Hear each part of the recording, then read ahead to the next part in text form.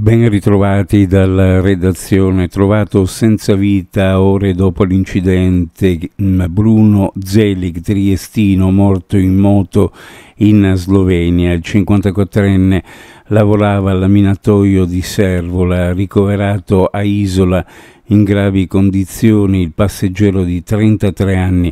Entrambi sono stati trovati dalla polizia slovena solo dopo l'allarme dei familiari preoccupati per il loro mancato rientro a casa.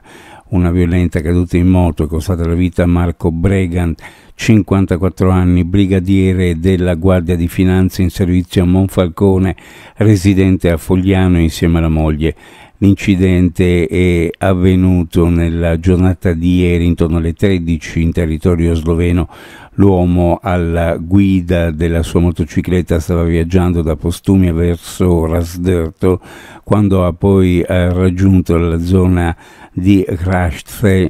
Nel percorrere un tratto di strada con una configurazione modificata ha urtato una aiuola, spartitraffico e di seguito un cartello segnaletico, finendo a terra. La caduta sarebbe avvenuta davanti a una fermata d'autobus.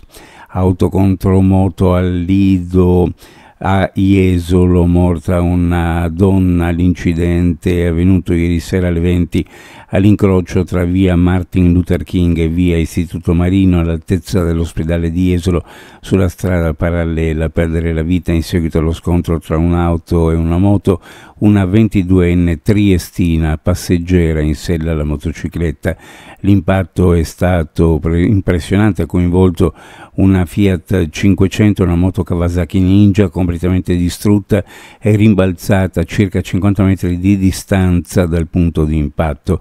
Sembra che la Fiat 500 abbia svoltato nella direzione dell'ospedale mentre la moto era su via Martin Luther King. La dinamica al vaglio della polizia locale di Jesolo, che ha lavorato insieme ai vigili del fuoco del Lido a lungo per ricostruirla, mantenendo il massimo riservo. La giovane donna è stata sbalzata dalla sella, poi piombata sull'asfalto con estrema violenza. Il corpo martoriato nello scontro contro un segnale stradale. L'impatto con il suolo è stato fatale e la 22enne ha perso la vita sul colpo.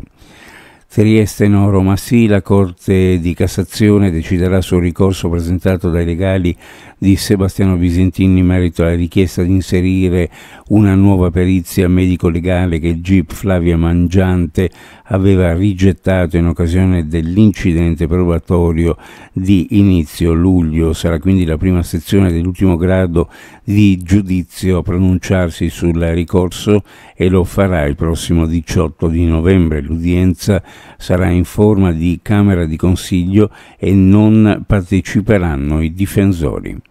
Uno sguardo alle previsioni meteorologiche per la giornata.